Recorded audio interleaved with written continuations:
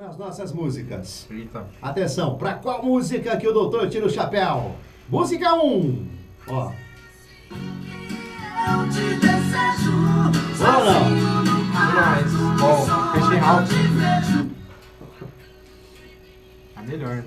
A música número 2. É essa aqui, ó. Se sentir infinito num universo tão vasto e bonito, saber sonhar. Ah, esse é o Luan Santana lá com a Trem, Trem. trem bala. Bala, né? E a música 3. Ó. De Paulo e Paulino com a Marília. Nossa. Estrelinha. Doutor Ricardo Pascoal. Bom dia, bem-vindo aqui. Bom dia, Marconi. Prazer te conhecer. Muito Não, bom estar aqui. Opa. Obrigado pela oportunidade. Que isso, prazer é todo nosso. Vamos lá, doutor. Pra quem que o senhor tira o chapéu aí? Ah, eu sou raiz, né? Christian Ralph. Christian Ralph. É raiz, não. Christian Ralph é... Doutor Ricardo é da época do Zé Armando. Ele é mais velho do que eu. Ele é bem mais velho do que eu, mas eu sou mais ou menos da mesma época. Mas é raiz, né? Christian Ralph é... Coisa boa. Tá aí, então. Vou... amargura. Se eu pudesse votar também, eu votaria no Christian Ralph. Vamos lá, doutor. Família, eu vou colocar no gancho aqui. Ô, Dilma, tá pronta aí, a querida? Tá? Ok.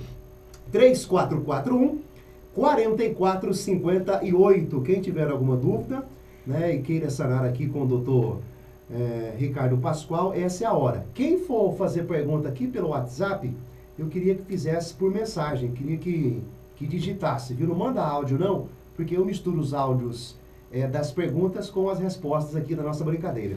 Aí a gente não consegue identificar você. Então manda escrito, digita e manda, tá bom? 9655-1027. O doutor Ricardo Mesquita Pascoal é graduado em Medicina pela Faculdade de Medicina de Ribeirão Preto, né, em 1999, com especialização em Cirurgia Geral e Urologia no Hospital das Clínicas de Ribeirão Preto. Vamos falar de cálculos renais? É a mesma coisa que pedras nos rins? Sim, sim. As pedras nos rins são... Cálculo renal é um nome bonito para pedra nos rins, mas é basicamente a mesma coisa. É a mesma coisa. O que causa isso, doutor? Então, pedra nos rins é um negócio complicado, porque assim, cada vez mais que o tempo passa, Marco, a gente percebe que pedra nos rins não é... Eu sempre falo isso para meus pacientes, não é para quem quer, é para quem pode. Na verdade, pedra nos rins é uma doença que a base dela é genética, né? Então, a pessoa que forma pedra, ela tem uma tendência para a formação de pedra. E essa tendência é o quê? A tendência é a cristalização da urina. Seria como... É uma comparação grosseira, mas assim, basicamente é como se fosse uma separação de fase na urina. É como se fosse um leite que talha, que coagula.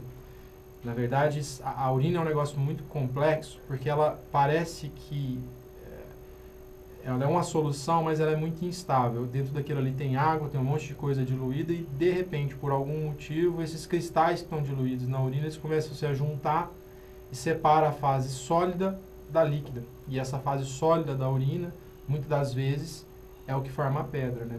Então, isso depende de um monte de fatores. A gente tem no corpo da gente um monte de proteções para evitar isso. Uhum. E quem não tem essas proteções parece estar propenso à formação de pedra, né? A gente não pode esquecer que urina nada mais é do que o sangue filtrado. O sangue filtrado, o nome disso é urina. Então, dentro daquele líquido, aquela água carrega um monte de coisa que não presta para a gente para sair, para ser excretado, para sair fora do corpo. É o nosso sangue que passa dentro do rim e ele é filtrado de 4 em 4 horas. Todo o sangue do corpo passa no rim e ele é filtrado. Então, num dia, seu rim filtra seus 2 rins filtram todo o seu sangue 6 vezes. E aquilo vai fazendo, vai tirando aquelas impurezas sólidas, misturando com o líquido e jogando fora, como se fosse um esgoto. Né? Você tem naquele esgoto a parte sólida e a parte líquida. Quando a parte sólida junta com a outra parte sólida, ela forma um cristal. E esse cristal começa a atrair outros cristais e aí forma a pedra. O senhor falou de sangue, outro dia nós falávamos aqui de cardiologia. Aí não sei se foi eu que perguntei ou alguém que perguntou, em relação à família, por exemplo, ataque cardíaco. Né, o doutor explicou que se eu tenho na minha família alguém que né, já faleceu com isso, já sofreu ataque cardíaco, eu tenho, né, fortes tendências. Em relação ao rim, pedras nos rins, existe também essa genética familiar ou não? Sim, existe.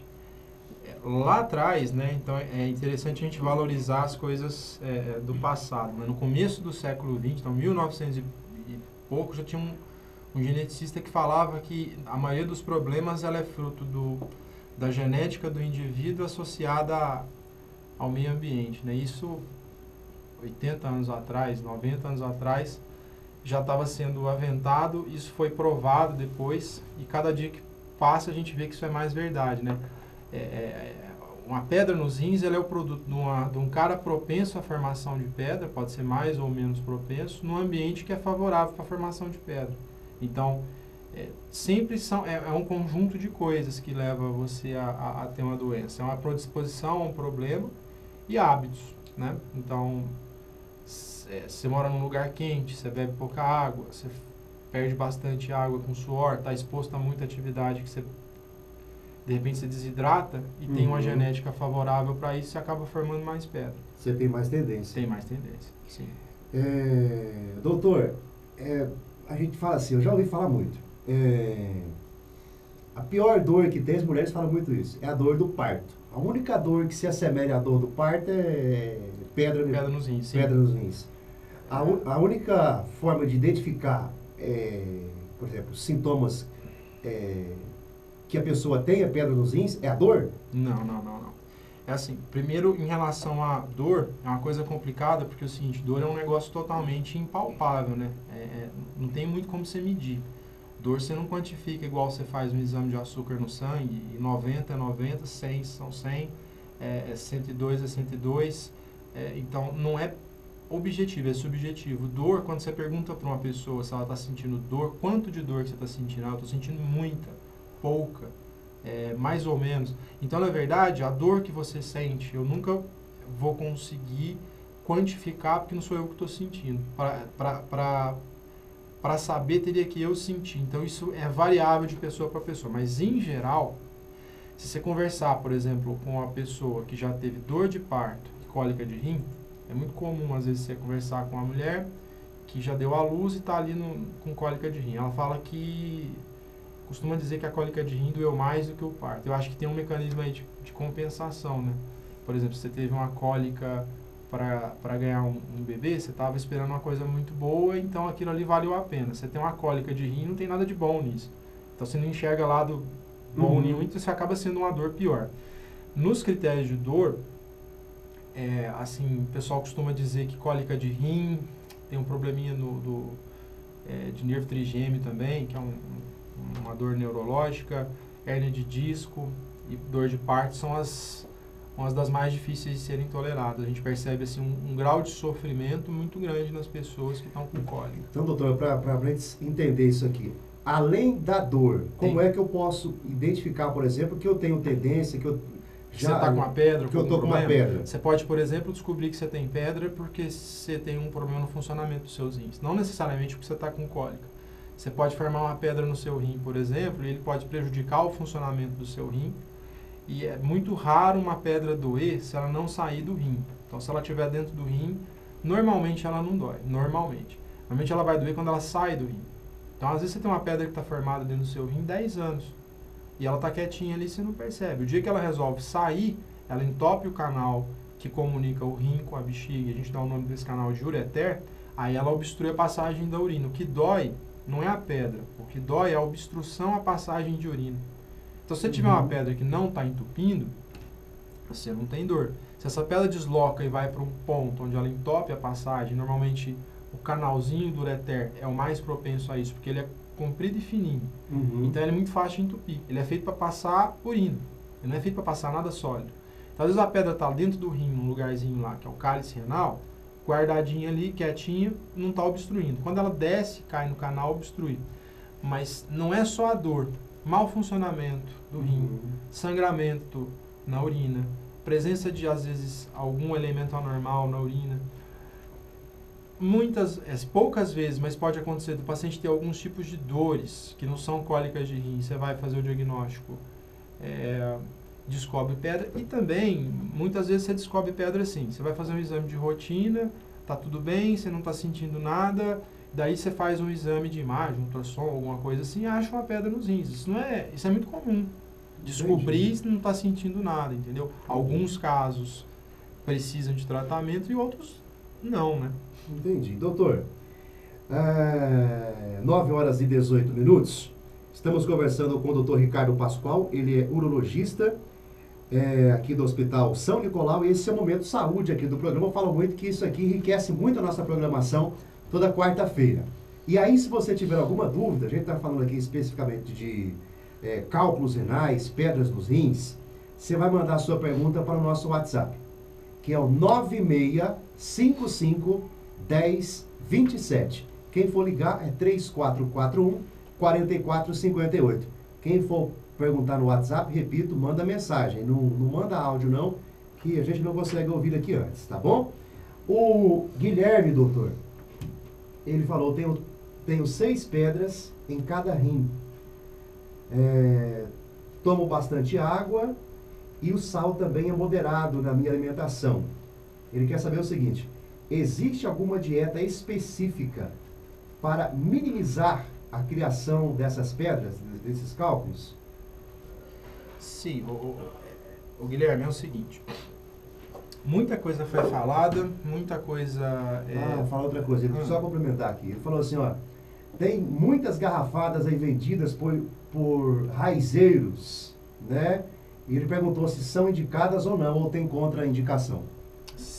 Vou começar respondendo pela última, entendeu? Essa questão da garrafada. Marconi, eu não acredito e nem desacredito nisso. Eu só acho que é o seguinte, você tem que tomar cuidado com essas medicações naturais se você, por exemplo, ingerir alguma coisa que for tóxica, venenosa. Então, falar que isso é isento de, pode tomar porque isso não dá problema nenhum. E se você tomar um negócio que é um veneno, uma planta tóxica? Então, assim, tem que tomar cuidado se você não está tomando uma coisa que te traga toxicidade. Se não trouxer a toxicidade, eu vou te falar o seguinte, ninguém provou até hoje que essas garrafadas ou que essas medicações naturais, ninguém provou que isso funciona. Mas também ninguém provou que isso não funciona.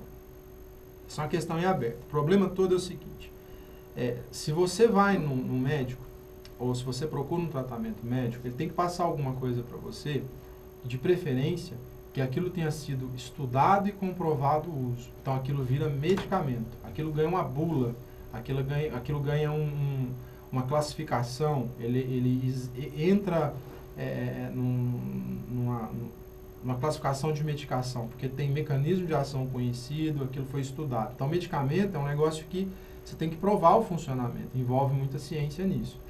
Quando você não prova que aquilo funciona, você pode até indicar aquilo para a pessoa, mas você não pode passar aquilo por meio de um receituário, porque aquilo não é remédio. O remédio tem que ter um mecanismo de funcionamento comprovado. De repente, essas garrafadas, e olha só, de repente, eu não estou falando que seja assim, de repente isso é uma água colorida. E se você beber água, você pode melhorar. De repente, isso tem uma função mesmo, mas ninguém conseguiu ainda comprovar.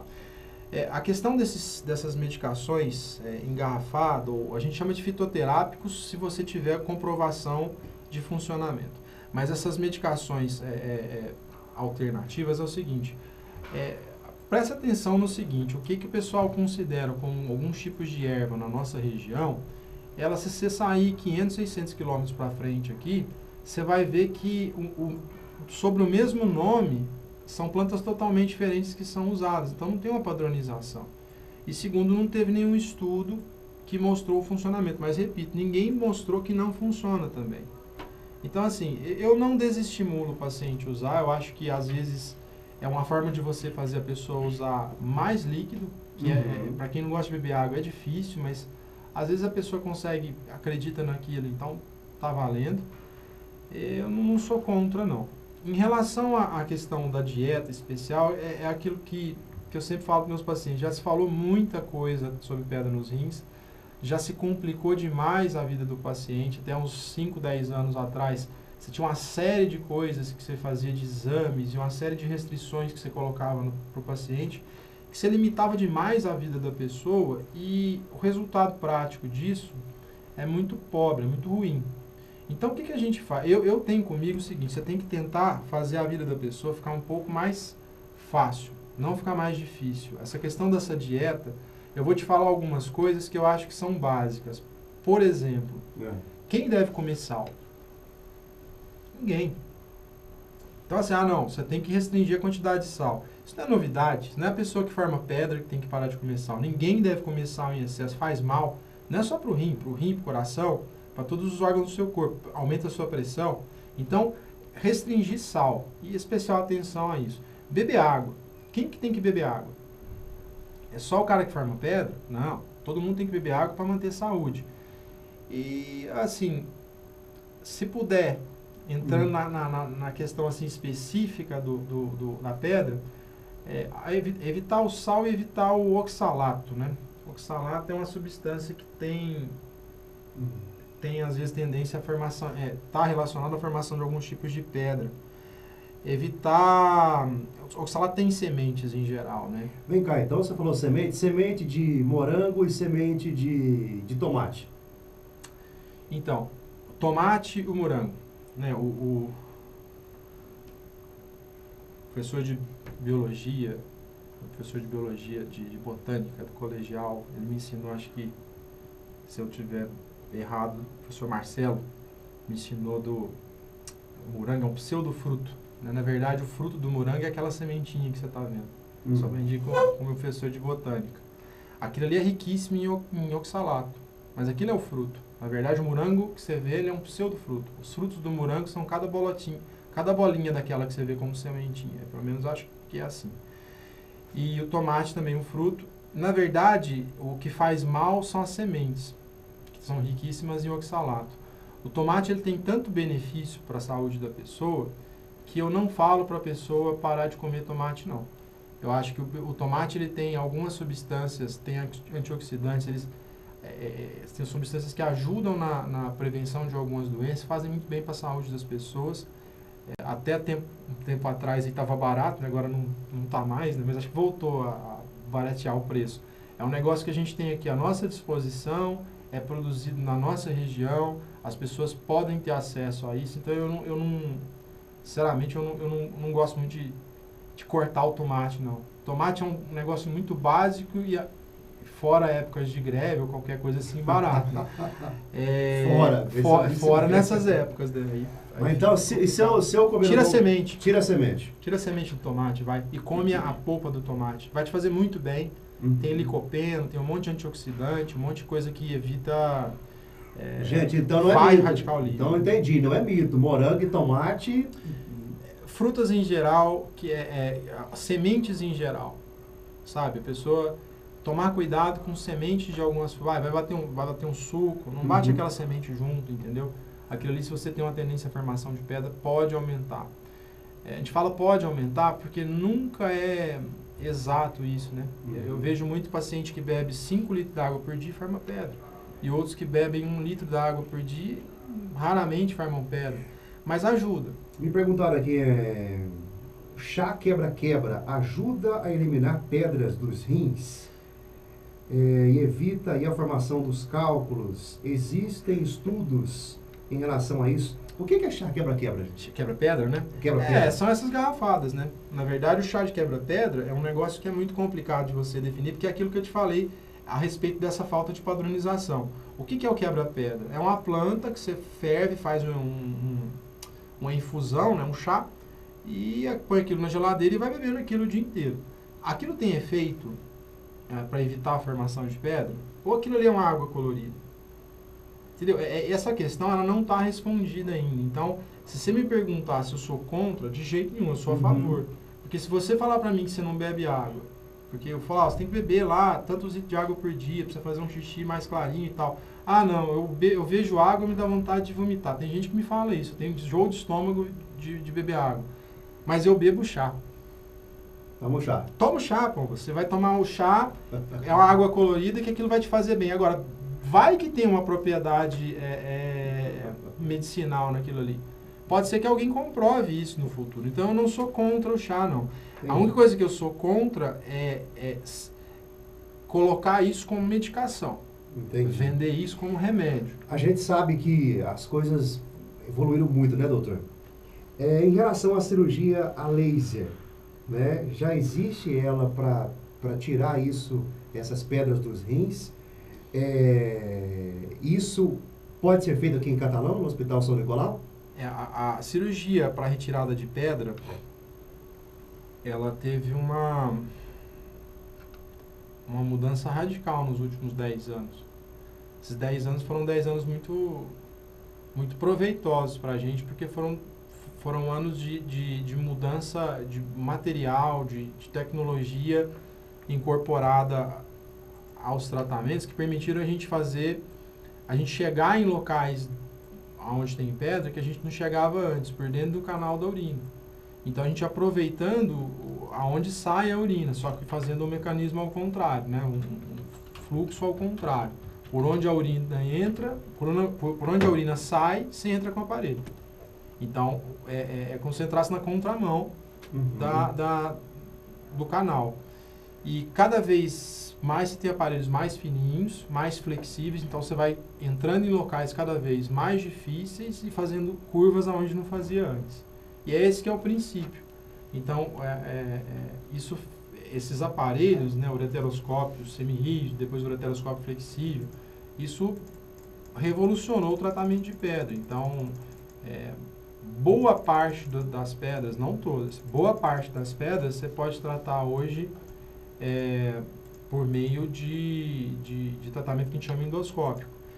Existem algumas limitações ainda, pedras muito grandes, pedras muito duras, pacientes com problemas anatômicos, paciente que tem um problema no canal, que não consiga passar esse aparelho no canal, algumas doenças que impedem você fazer tratamento, então existem exceções ainda. Essas cirurgias tem como é que fala? Anestesia geral, doutor? Existem vários tipos de anestesia que você faz para esses procedimentos, dependendo do local onde está a pedra, dependendo do que você espera de tempo para resolver isso, se você vai demorar mais, se vai demorar menos, já existe dependendo do local e do tamanho da pedra, você sabe se vai ser uma cirurgia mais ou menos demorada, do grau de dureza dessa pedra, que a gente consegue saber antes da cirurgia por meio de exames, das condições do paciente, né, se é um paciente com alguns problemas de saúde, se é um paciente que não tem, né? Mas existe com anestesia geral, existe com anestesia da cintura para baixo, existe com sedação. De toda forma, você tem que proporcionar um tipo de anestesia, porque isso não dá para fazer sem anestesia. E esses métodos, eles são já utilizados aqui na cidade faz um tempo já, tem uns 4 a 5 anos que já tem isso aqui. O que é cisto nos rins, doutor? Cisto no rim é o seguinte, cisto no rim é assim, quando você fala cisto no rim, o que é um carro? Entendeu? É uma pergunta que é genérica. Na verdade, quando você fala cisto, você tem uma série de alterações nos rins que são cistos. Pra você ter uma ideia, a última classificação que existe de cisto fala em 4 tipos de cisto. Então, se você tem um cisto classe 1, é uma bolinha com um líquido dentro, com a membraninha bem fininha, que na verdade é uma parte do rim que resolveu virar outra coisa. Então é uma bolinha de água no meio do rim. Isso é um cisto classe 1. Se você tiver um cisto classe 4, é um tumor com a parte cística. Então, um cisto pode ser um negócio extremamente benigno, que você não precisa mexer, que você não precisa fazer nenhum tipo de tratamento, mas um cisto pode ser até uma neoplasia, pode ser um tumorzinho de rim. Mas basicamente são estruturas que surgem em partes do rim que perdem a função, entendeu? Ela vira um negócio que não deveria virar. E tem 4 classes de cisto. Na última classificação que a gente adotou. Em relação à dor de pedra e dor de cisto? O cisto raramente ele dói, né? O que dói é pedra quando sai no canal. O cisto, para ele doer, ele tem que estar num lugar que ele obstrua a passagem de urina. Se eu te falar que assim, a imensa maioria dos pacientes que têm cisto, eles não têm nenhum tipo de sintoma. Então, se você tiver um cisto no rim, tiver uma dor nas costas, alguma coisa, você tem que ver se... Você tem que procurar uma outra explicação para essa dor, porque às vezes não é do cisto. Raramente é do cisto, né? Azospermia. Azospermia, né? Azospermia. Quem perguntou isso aqui? Renata. Tem tratamento? Aliás, o que é isso? Azospermia é a ausência de espermatozoide no esperma. Esperma é o líquido que sai na ejaculação. O espermatozoide é a célula ou o gameta masculino que tem ali dentro. Então, a pessoa que ejacula, ela tem esperma. Não necessariamente ela tem espermatozoide. O que é o esperma? Ele é um líquido que ele é formado pelo espermatozoide, que vem de dentro do testículo, mistura com um líquido que forma lá na vesícula, no duto prostático, na próstata. Aquilo mistura tudo, forma um líquido e aquilo sai na forma de esperma. A azospermia é quando você conta naquele espermatozoide para ver quantos espermatozoides tem e não tem nenhum. Primeira coisa é o seguinte, a azospermia, a ausência de espermatozoide, você tem que classificar aquilo. Se for uma azospermia obstrutiva, quer dizer, eu produzo, mas não sai. Tem tratamento. Se for uma azospermia não obstrutiva, quer dizer, meu testículo não produz, não tem tratamento se você não produz espermatozoide, entendeu? Não tem como, ainda não tem como. Não é que não tem, tem um estudo que fala que até tem se você tiver células precursoras de espermatozoide, mas ela já tem que ter dividido o material genético. É um negócio que está para ver aí, que é o seguinte, seria aproveitar as células que formam o espermatozoide para aproveitar o material genético daquela pessoa e fazer um embriãozinho com aquilo. Agora, na verdade, se você tiver uma azospermia por falta de produção de espermatozoide, você não tem tratamento para aquele casal. Aí você tem que partir para métodos alternativos. Ok, doutor. Igual eu falei outro dia, Paulinho, você vai ter que voltar aqui, né? Porque é tanta coisa, né? Tanta pergunta. Só chamar. O certo é tomar bastante líquido. Sim, né? todo mundo, né? Tomar e sentiu qualquer coisa, procure o doutor Ricardo Pascoal aqui no Hospital São Nicolau. Obrigado por ter vindo aqui, o senhor é muito simpático, né? É muito claro, muito simples, né? Nas suas explicações, isso é muito bom. Um abraço nosso aqui e depois o Paulo vai agendar a sua volta aqui. Beleza, obrigado, agradeço pelo convite, foi um prazer te conhecer e estou à sua disposição para quando você precisar. Igualmente. Na nossa manhã maravilhinda, são 9h35!